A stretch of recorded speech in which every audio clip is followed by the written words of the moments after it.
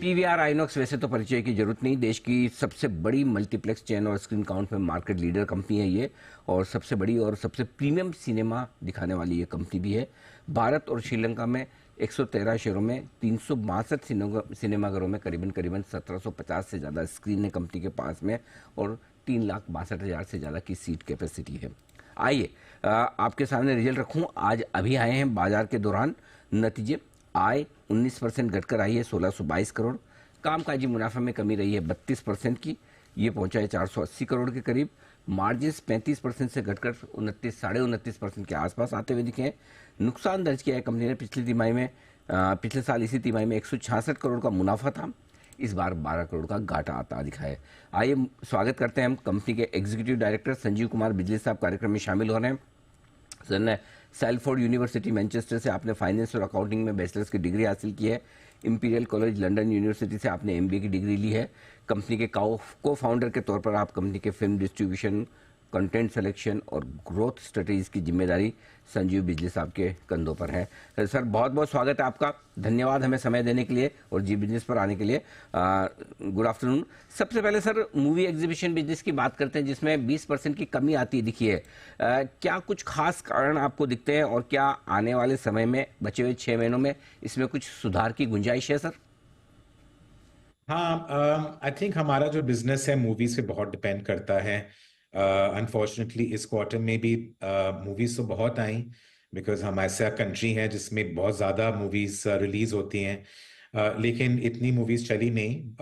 कल्कि चली, स्त्री टू चली, थोड़ी सी बैड न्यूज चली और रीजनल मूवीज में भी गोड चली और देवारा चली, बट इतने बड़े ब्लॉकबस्टर्स चली नहीं थी मूवीज।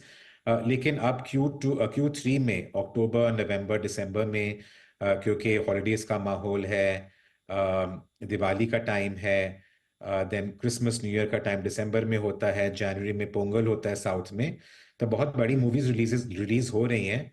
तो हमारा यही मानना है और हमारी यही होप है कि इन बड़ी मूवीज को लेकर लोग वापस सिनेमा इस क्वार्टर में और अगले क्वार्टर में आएंगे, ज्यादा लोग आएंगे। बिल्कुल ठीक बात है, कुछ बड़ी मूवीज आने की पाइपलाइन है, उसको अब मिलेगा फायदा। ऑपरेटिंग मार्जिन सर आपके 35% से घटकर 30% की रेंज में आए हैं, इसकी क्या वजह है और क्या इसमें बचे हुए 6 महीने में इम्प्रूवमेंट की गुंजाइश है सर?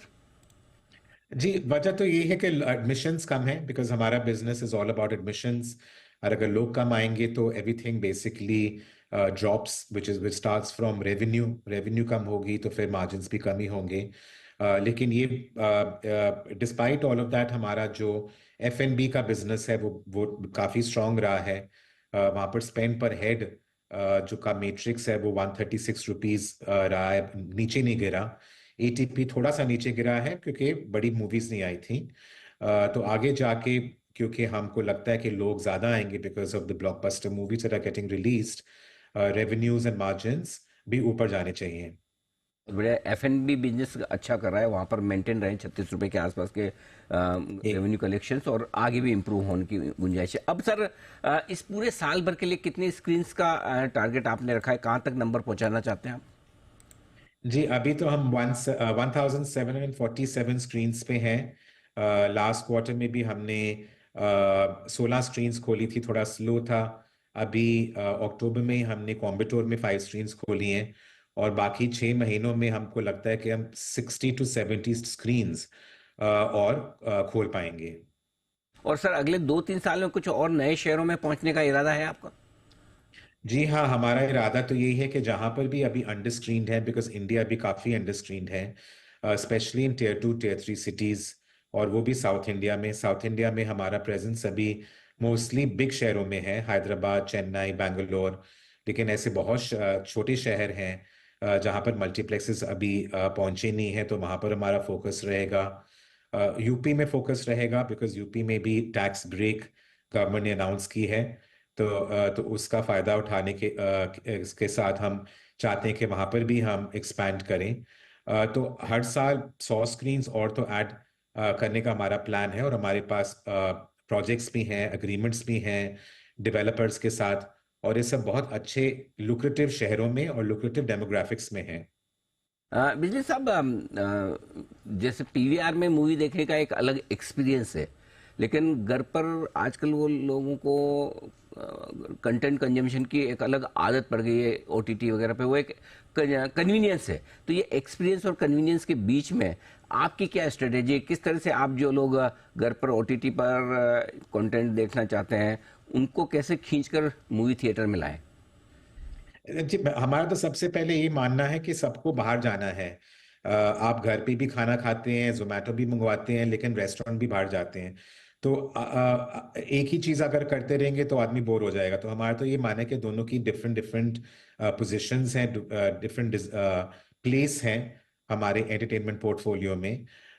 लेकिन जो घर पे नहीं मिल सकता वो हम प्रोवाइड करते हैं, which is obviously sound system, seats, बड़ी screen, the biggest thing is big screens, community feeling, good F&B choices, साथ में convenience to watch movies, air conditioning, ये सब जो हम जिस पे इन्वेस्ट करते हैं और बहुत ध्यान देते हैं, अच्छी सर्विस हो, साफ सुथरे सिनेमाज हो, फैमिली फ्रेंडली इन्वायरमेंट्स हो, और बाकी इतना कुछ करते हैं जिससे लोगों को अच्छा लगे बाहर सिनेमाज में आने का।